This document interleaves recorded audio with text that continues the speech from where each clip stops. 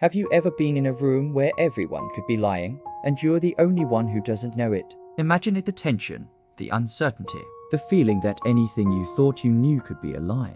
In a small town, a shocking crime left everyone terrified, and no one could trust anyone. Friends, neighbors, even family. Everyone was a suspect. But sometimes it's the smallest, most overlooked detail that exposes the truth. Tonight, I'm going to tell you a story about deception, obsession, and a killer hiding in plain sight. It all began on a quiet Tuesday night in the town of Hawthorne, Oregon. Hawthorne was the kind of place where everyone knew each other, and nothing really ever happened. The kind of town where kids played outside until dark, where neighbors borrowed sugar from each other, and where doors were left unlocked without a second thought. A place where the ordinary felt safe. The victim, Claire Donnelly, was as ordinary and as beloved as it got. She ran a small bakery on Main Street, a charming little shop with a faded blue awning and warm light spilling out onto the sidewalk each morning. Claire's days were simple but full. She loved her work, enjoyed her morning coffee with a handful of loyal regulars, and always had a smile for everyone. But that night, as the clock struck PM and the bakery's sign flipped to closed, Claire didn't go home. She vanished. Her husband, Mark, was the first to notice. He called the police the next morning, panic rising in his chest. Claire's car was still parked in the driveway. The front door of their small home was locked tight, just like it should have been. There were no signs of forced entry, no struggle, only a faint, almost unnoticeable smell of smoke lingering in the air like something had burned and been smothered quickly. It was subtle, but it set a chill in the hearts of the first responders. When the police arrived, they were met with a mystery that seemed almost impossible to solve. There were no footprints outside, no broken windows, no notes left behind, no cause to explain her disappearance. It was as if Claire had simply dissolved into the night, leaving only a faint trace of her presence behind. Detectives began interviewing the people closest to her. Her husband, Mark, who claimed he had been asleep at home the entire night. Her best friend, Jessica, who said she hadn't seen Claire since lunch the day before. Even the quiet neighbor, Mr. Alden, who lived across the street and rarely spoke to anyone. Everyone appeared cooperative, calm, almost too calm. But in small towns, it's the little things people say or don't say that stick out. One neighbor recalled seeing someone leaving the bakery late at night, someone who didn't fit the description of any of the people they had already questioned. It was subtle, almost dismissible at first, but it didn't match anyone in the immediate circle of Claire's life. Someone else had been there, someone no one had expected. The town started buzzing. Rumors spread, wild and unchecked. Everyone had an opinion, everyone had a theory. And just like that, suspicion touched everyone. Friends turned on friends, neighbors questioned neighbors. Even family members began to look at each other differently. Everyone was a suspect. The sheriff felt the pressure. Public fear was rising. Questions multiplied with no answers in sight. Even the local teens were considered, if only briefly, as possible witnesses or worse, accomplices. The police were chasing shadows, and the town's sense of safety crumbled with each passing day. As investigators dug deeper, inconsistencies started to appear. Mark's story about sleeping through the night didn't quite match the timeline from security footage of the local grocery store. Jessica's story about lunch that day shifted slightly with every telling. Even Mr. Alden, who initially seemed harmless, offered answers that contradicted what neighbors had seen. Every small lie, every small discrepancy became a thread the detectives had to follow. And then came the strange, almost unexplainable details. Small things that, on their own, might not seem like much, but together, they painted a disturbing picture.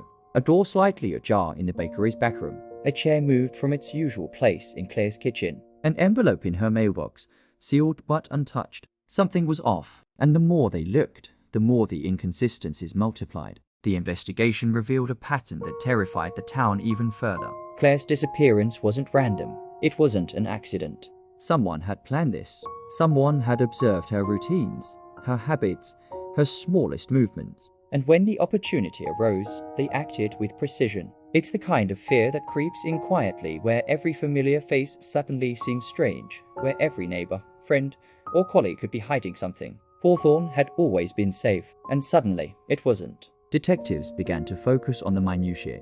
Phone records, social media interactions, emails, anything that could offer a clue. Every person Claire had contact with in the last month became a point of interest. Even the casual interactions in her bakery were scrutinized. Who came in at odd hours, who lingered too long, who asked questions that didn't quite make sense. But here's the thing about these cases.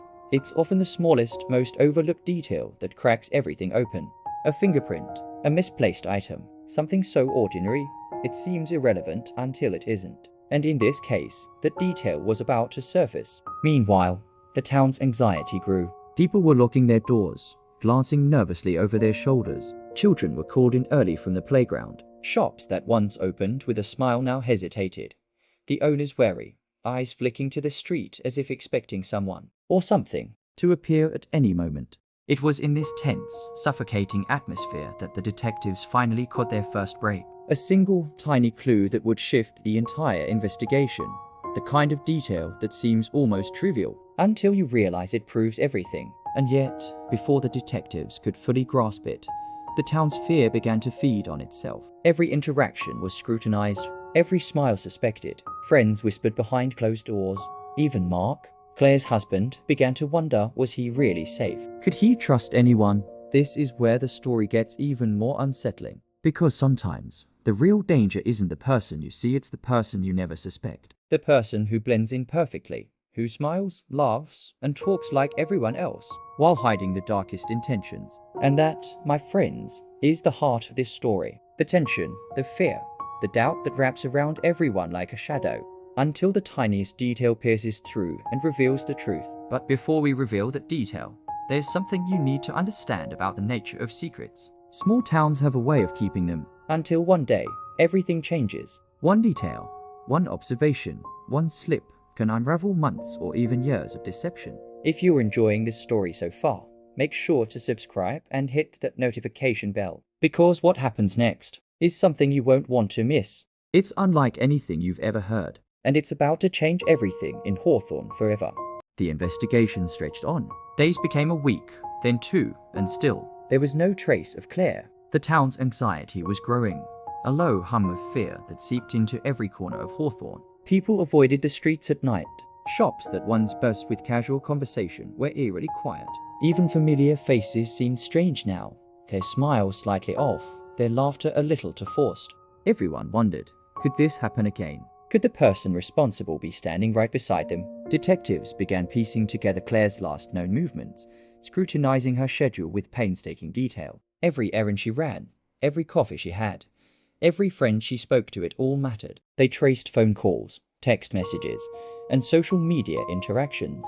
They reviewed security footage, looking for anything unusual.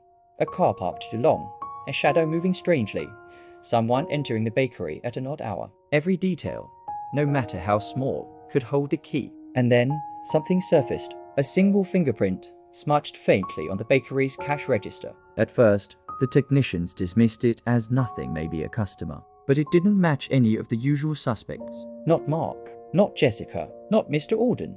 Someone else had been there. Someone who shouldn't have been. The detectives realized this was the break they'd been waiting for. They cross-referenced the fingerprint with local records, and it belonged to a person everyone thought they knew. A person who blended seamlessly into the town's daily life. A face familiar to Claire, to her friends, and even to the neighbors who thought they knew everything about each other. The revelation sent a ripple of shock through the investigation team. They had been looking at the obvious suspects, the people with motives, or at least the people they thought might have won. And all along, the true perpetrator had been hiding in plain sight. Neighbors recalled that vague sighting from the night Claire disappeared. Someone leaving the bakery late. Until now, that memory seemed insignificant, almost forgettable. But with the fingerprint evidence, everything clicked into place. The person the neighbor had seen was not a stranger. It was the killer. Detectives confronted the suspect with the evidence. At first, there was denial, a shake of the head, a claim of being somewhere else at the time. But each lie crumbled under scrutiny. Alibis fell apart. Witness statements contradicted themselves. The suspect's behavior began to change: nervous tics, hesitation, fleeting glances toward the door. It was all there on the surface, but subtle enough that anyone who wasn't paying attention could have missed it. And then, the moment that would make even seasoned officers shiver, the suspect didn't panic, didn't cry, didn't even plead. Instead, there was a faint, almost imperceptible smile, a quiet confidence, as if the truth was a secret only they understood. The detectives pressed further, and slowly, the story emerged. Claire's killer had been obsessed with her for months, meticulously tracking her routines, memorizing her habits, studying her every move. The obsession had grown quietly, almost invisibly, until it became dangerous. And on that fateful night, when the opportunity arose, the killer had acted with chilling precision. What truly exposed the killer wasn't an obvious weapon, or even the fingerprints. It was something far more ordinary, something almost laughable in its simplicity: a single button, missing from Claire's apron. And that button was later found in the suspect's coat pocket. A tiny, seemingly meaningless item. But it was proof that the suspect had been at the bakery the night Claire disappeared, proof that tied them directly to the crime. It's almost unbelievable that a button could hold such power.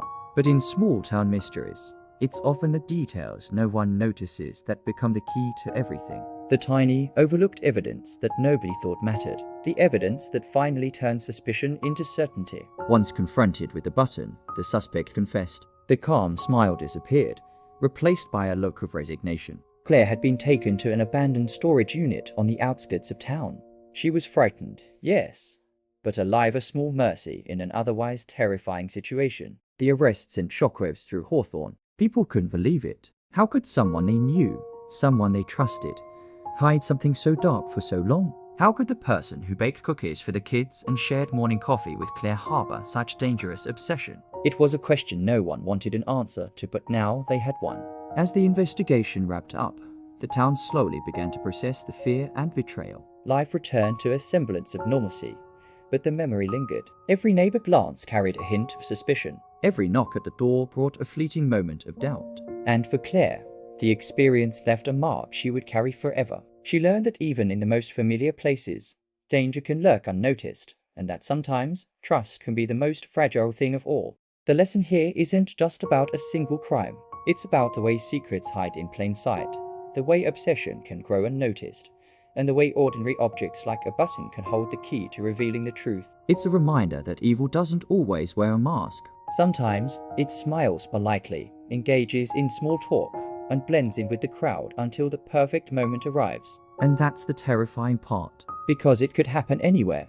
In your town, in your neighborhood, maybe even in your own circle of friends. The danger isn't always in the strangers, the unknowns, or the outsiders. Sometimes it's in the people we think we know best. Claire's story is one of survival, but it's also a story about vigilance, about paying attention to the details others overlook, about trusting your instincts when something feels off. In Hawthorne, that vigilance saved a life, but in many cases, these details are ignored until it's too late. So next time you notice something small and odd, someone behaving slightly differently, a misplaced item, or a small inconsistency, remember Claire. Remember the button. Because sometimes the smallest things are the ones that expose the darkest truths. And remember this, in a world where everyone could be a suspect, one detail can change everything. One overlooked moment, one subtle clue, one tiny observation, it can expose the truth, reveal the guilty party, and prevent tragedy. If you want more stories like this, filled with suspense, mystery, and chilling real-life twists, make sure to like this video, comment your thoughts, and subscribe to the channel. Every story is a reminder that life is stranger and far more dangerous than it appears. Because in the end, it's never the big, obvious things that catch the culprit. It's the details we almost overlook, the small inconsistencies we dismiss, the tiny pieces of the puzzle that, when seen together, reveal the full picture. And sometimes noticing just one small thing can save a life or uncover a killer. Hawthorne would never be the same. Its people would always remember that ordinary faces can hide extraordinary secrets, and that sometimes everyone really is a suspect, until one detail exposes the truth. And for Claire, and for the town, that detail, just a single, tiny button, made all the difference in the world. Thank you for watching.